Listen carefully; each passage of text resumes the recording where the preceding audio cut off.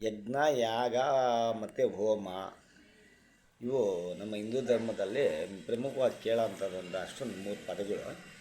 ಅದರಲ್ಲಿ ಈ ಯಾಗಗಳ ಬಗ್ಗೆ ಕೇಳಬೇಕು ಅಂದರೆ 3 ಪ್ರಮುಖ ಯಾಗಗಳು. ಒಂದನೇದು ರಾಜಸೂಯ ಯಾಗ. ರಾಜಸೂಯ ಯಾಗ ಮಾಡೋದು ಏನಕ್ಕಪ್ಪ ಅಂದರೆ, ಒಬ್ಬ ಚಕ್ರವರ್ತಿ ಈ ಪ್ರದೇಶಕ್ಕೆ, ಒಂದು ಸೀಮಿತ ಪ್ರದೇಶಕ್ಕೆ ನಾನೇ ಹಕ್ಕುದಾರ, ಇನ್ಯಾರೂ ಇಲ್ಲ ಅಂತ ಸ್ಥಾಪನೆ ಮಾಡೋಕ್ಕೆ, ಜನರಿಗೆ ಹೇಳೋಕ್ಕೆ ಮಾಡೋದೊಂದು ಬ್ರಾಹ್ಮಣರಿಂದ ಮಾಡಿಸೋ ಯೋಗ ಅಲ್ಲ ಯಾಗ. ಇನ್ನೊಂದು ಪುತ್ರಕಾಮೇಷ್ಟಿ ಯಾಗ.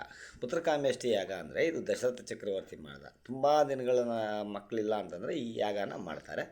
ಆವಾಗ ಅವ್ರಿಗೆ ಒಬ್ಬ ದೇವ್ರ ಪ್ರತ್ಯಕ್ಷ ಆಗಿ ಮಕ್ಕಳು ಕೊಡ್ತಾರೆ. ಇನ್ನೊಂದು ಅಶ್ವಮೇಧ ಯಾಗ.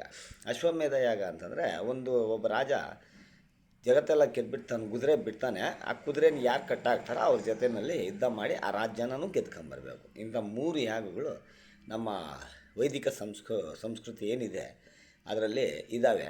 ಅದರಲ್ಲಿ ಮಾಡಿದ್ದಾರೆ. ರಾಜಸೂಯ ಯಾಗ ಧರ್ಮರಾಯ ಮಾಡ್ದ, ಪುತ್ರಕಾಮೇಷ್ಟಿ ಯಾಗ ದಶರಥನ ಮಹಾರಾಜ ಮಾಡ್ದ, ಅಶ್ವಮೇಧ ಯಾಗ ನಿಮ್ಗೆ ಗೊತ್ತಲ್ಲ, ಅದೇ ಬೊಬ್ಬರು ವಾಹನ ಅವರಪ್ಪ ಅದೇ ಅರ್ಜುನ ಮಾಡ್ದ ಅಲ್ಲ.